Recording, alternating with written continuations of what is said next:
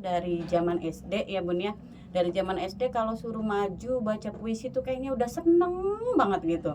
Walaupun saat maju sambil gemeteran waktu kecil gitu. Iya, sejak SD itu sudah senang puisi.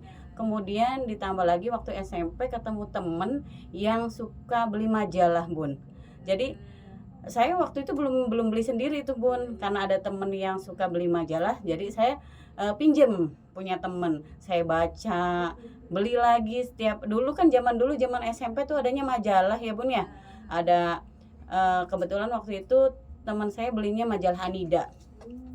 Saya ngikutin gitu. Jadi kalau teman saya beli majalah itu saya pinjem, mulai dari trik and triknya, tips and triknya ada di sana. Kemudian mungkin anak zaman sekarang nggak nemuin itu Bun. Saya dulu alhamdulillah gitu kebagian masa-masa itu. Ada cerpen gitu kan, ada puisi-puisi, kemudian ada info terkini dan lain sebagainya. Kemudian info-info Islami. Kalau Anida kan waktu itu info-infonya info remaja tapi ada nuansa Islaminya gitu. Ditambah lagi zamannya SMP tuh saya suka sama guru bahasa Indonesianya gitu. Ya, betul. Sangat menginspirasi gitu. Sosok gurunya tuh benar-benar sosok yang patut untuk digugu dan ditiru gitu. Panutan banget. Juga sama dulu punya guru biologi Heeh. Iya. Makanya ketika jadi guru pasti harus disenangi ya Bun. Betul. bisa jadi panutan. Iya. Anak-anak mencontoh Iya. memanuti gitu ya. Iya. Cuman sayangnya saya tuh dulu senang tuh nulis diary. Zaman dulu kan diary ya Bun ya. Saya merasakan hal itu, nulis diary, kemudian nulis puisi-puisi di diary itu. Sayangnya ya tidak teradministrasikan dengan baik gitu, karena zaman dulu mah ya udah nulis aja gitu.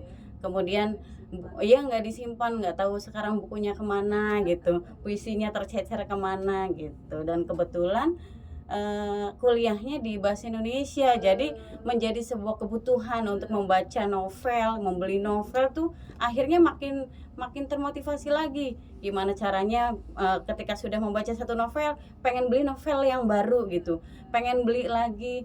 Kemudian ditambah lagi ketika kita diminta untuk menganalisis gitu kan, kita juga menjadi kebutuhan untuk menonton filmnya gitu. Jadi dari situlah literasi itu istilahnya mendarah daging sedikit demi sedikit begitu. Luar biasa nih beruntung ya anak-anak bimbingan dari Bu Siti ya.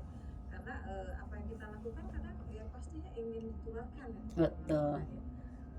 Tadi berawal dari meminjam majalah. Betul. Kemudian ada kebutuhan untuk Ya, membeli. membeli sendiri akhirnya. Saat kuliah tuh udah novel tuh udah sering banget beli itu. Iya keren ya. Nah itu jadi nggak begitu sulit kelihatan untuk Bu Siti ya Iya. memotivasi anak-anak ya, karena Iya. timbul dari dalam ya kan sudah mendarah daging Iya. ya, jadi udah nggak Nah. terlalu sulit lah. Ya, jadi sebenarnya tantangannya memang dari kitanya sendiri sih Bun. Itu tadi ketika kita udah down, udah yang ogah gitu. Nah, itu kan untuk mengawalinya laginya yang susah. Dan ini pun menjadi tantangan berat saya, sebenarnya tanggung jawab besar saya ketika saya di SMA Negeri 1 Indramayu. Padahal saya sebelumnya punya pengalaman, harusnya saya lebih bertanggung jawab penuh gitu. Tapi ya pada kenyataannya yaitu nah beratnya. Ada juga up down. Iya, betul Bun. Iya. Ya mungkin Pak Adit juga bisa cerita, Pak Bahar silakan. Boleh Pak Bahar dulu. Gimana tantangan mengasuh dua tim itu loh. Boleh saya dulu Bun. Boleh silakan. Ya, kebetulan saya berada di tim B bersama dengan Bu Siva dan Bu Graha. Iya. Tentunya saya sangat senang ibaratnya dapat bergabung di tim talenta untuk pada kesempatan kali ini. Karena apa? Karena manfaatnya mungkin memang sungguh sangat banyak ya Bun ya. Iya. Di samping itu saya mengingat program saya yang dulu ketika saya dikirim oleh Kemendikbud pada program SM3T. Waktu itu saya di Maluku. Oh iya, pernah ke sana. Iya, saya bercita-cita untuk membuka baca gratis di wilayah Indramayu, dan alhamdulillah 2016 saya bersama teman saya berdua kebetulan sedang dengar juga. Halo Mbak Anis, kita sebagai penggerak waktu itu kita berdua di daerah Kali Cimanuk Bun. Kalau dulu namanya Ngampar Buku Indramayu NBI. Iya. Saya waktu itu memang bercita-cita ketika saya di Maluku bisa menggerakkan orang sana, kenapa saya untuk pribumi sendiri, saya daerah sendiri saya tidak bisa. Akhirnya saya tergerak di situ, terus mulai suka terkait tentang literasi dan lain sebagainya, sempat ikut di beberapa program juga. Dan pas banget waktu itu bincang-bincang dengan Pak Adit untuk ayo Pak Bahar kita join untuk bareng-bareng bergabung dalam grup ini. Dan memang anak-anak di Jawa khususnya sangat antusias dibandingkan mungkin kita di sana. Waktu semasa saya di Maluku memang anak-anak mungkin kurang wadah ya Bun ya, kurang wadah bahkan fasilitas dan lain sebagainya kurang, tapi motivasi di sana juga belum tidak kalah hebatnya gitu dibanding kita anak-anak di sini. Ya, maka dari itu untuk teman-teman anak-anak yang ikut tergabung dari tim A dan tim B, kalian sangat beruntung diberikan wadah yang sebesar ini dan untuk mengembangkan bakat serta minat kalian di bidang literasi. Mungkin saya juga dibantu juga dengan beberapa tim juga terkait tentang ayo kita saling mengingatkan sih Bun, tentang ayo kita menyemangati, karena diagendakan juga kita setiap minggu tuh ada pertemuan untuk mengevaluasi apakah tugas A selesai, tugas B selesai. Nah itu kita selalu mengevaluasi bersama dengan tim, dan tentunya alhamdulillah kita disupport dengan sekolah juga, pihak sekolah juga. Itu sih jadi mungkin menyediakan waktu untuk evaluasi bersama. Betul ya. Bun. Nah ini anak-anak beruntung nih ya, karena Pak Bahar ini punya pengalaman bergerak di Maluku ya.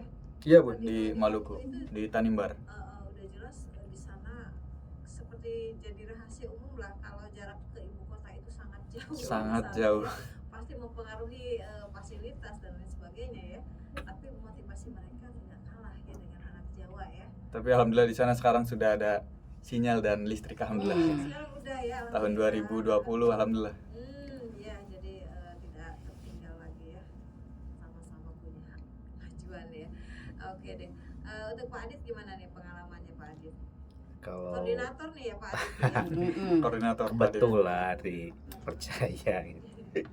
Ya baik, barangkali untuk saya sendiri ya tantangan selama 5 bulan ini ya, sudah pertengahan kan ya, paling ketika tadi mood ya, juga rasa malas itu melanda, ya udah susah sekali untuk dikoordinasikan gitu Bun. Nah harus memutar otak kan kalau seperti itu. Cari trik ya. Iya betul, harus mencari tipsnya bagaimana nih agar komitmen dan juga konsistensi para tim ini terjaga.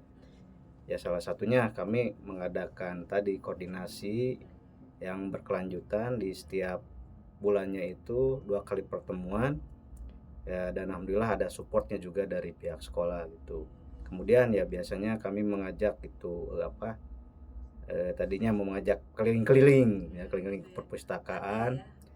Selain di kabupaten ya diprogramkan, selain kabupaten kami juga ingin ke provinsi ya atau sudah nasional. merencanakan untuk ke perpustakaan nasional gitu.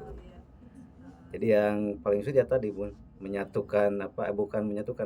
menjaga konsistensi ya. Kalau sudah malas datang ya lumayan untuk menggebrak-gebraknya itu lumayan sulit gitu. Nah itu. Kemudian juga yang pasti karena saya juga guru bahasa Indonesia, saya tekankan kepada anak-anak jikalau bisa menuntaskan tugas ini untuk nilai bahasa Indonesia tidak akan sulit. Nah, itu barangkali iming-iming dari saya gitu. Ada rewardnya betul. Tapi memang sekarang ini katanya ya kalau punya sertifikat literasi itu untuk melanjutkan ke perguruan tinggi itu lebih mudah katanya. Iya. Seperti kalau nggak salah angkatan tahun berapa itu dari SMA 1 Indramayu itu lolos karena ketua OSIS ya di IPB ya kalau nggak salah. Iya. Ada tuh kayaknya setiap ini bisa jadi kesempatan. Ya, untuk saya pribadi juga Bun, kebetulan karena kemarin juga dapat sertifikat itu, alhamdulillah untuk PPG tuh untuk UKIN-nya itu sangat membantu sekali Bun. Sertifikatnya tuh poinnya luar biasa. Betul. Ditambah lagi dengan buku-buku yang sudah dicetak dengan ISBN-nya itu benar-benar sangat membantu gitu. Pokoknya anak-anak Harus. Betul. Penulisnya ya. Insya Allah bagi penulis itu anti galau ya. Betul Bun. Anti galau. Soalnya Mbak Didit juga kalau udah ini umur udah agak turun nih. nulis betul. gitu ya.